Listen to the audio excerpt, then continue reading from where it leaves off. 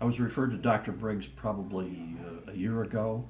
I was a little skeptical about what it was that he was trying to do. I couldn't imagine how a piece of plastic sticking in your mouth would help you sleep better.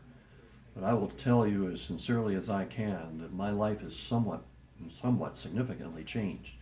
I've gone from basically 5 hours of sleep to basically 6.5 or 7. I feel much more refreshed when I get up, and I just feel psychologically better for the whole day.